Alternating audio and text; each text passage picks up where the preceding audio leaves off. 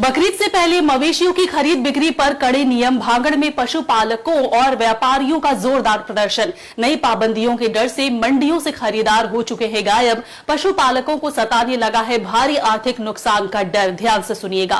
बंगाल की नई सरकार के गठन के बाद से ही ताबड़तोड़ फैसले लिए जा रहे हैं, लेकिन अब एक ऐसे फैसले पर बवाल शुरू हो गई है जिससे सीधे गरीब किसानों और पशु व्यापारियों की रोजी रोटी से जुड़ी हुई है। ये इस पूरी खबर को और इसके पीछे की असली दर्द को बहुत ही सीधे और आसान शब्दों में समझाते हैं।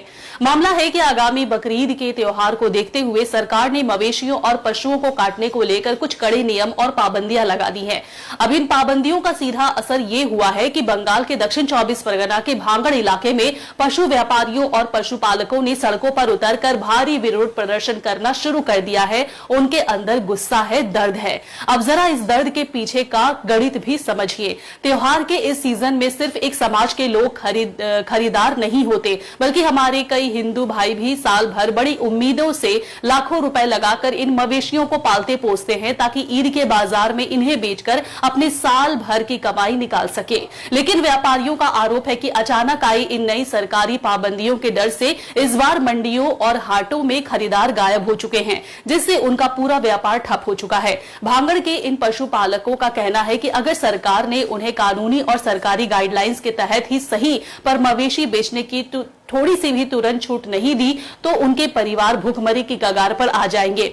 अब जरा उस कानून को भी समझ लीजिए जिसे लेकर ये सारा विवाद खड़ा हुआ है। साल 1950 के एनिमल प्रिजर्वेशन एक्ट के मुताबिक कुछ कड़े नियम पहले से तय हैं, जैसे प्रशासन की इजाजत के बिना किसी भी मवेशी को नहीं काटा जा सकता। 14 साल से कम उम्र के मवेशी को काटने पर पूरी तरह से रोक है और खुले में या सरेआम मांस काटने के लिए स्थानीय प्रशासन या पशुपालक विभाग की लिखित अनुमति यानी रिटन परमिशन होना बेहद जरूरी है। व्यापारियों और प्रदर्शनकारियों का साफ कहना है कि वो कानून के खिलाफ नहीं है, वो बस इतना चाहते हैं कि प्रशासन नियमों के दायरे में रहकर उन्हें ईद के इस मौके पर मवेशी बेचने और खरीदने की इजाजत दे ताकि व्यापारियों का भी भारी नुकसान भी ना हो और त्योहार की खुशियां भी फीकी ना पड़े। अब पूरे भांगड़ के व्यापारियों की नजरें सरकार के अगले कदम पर टिकी हुई है।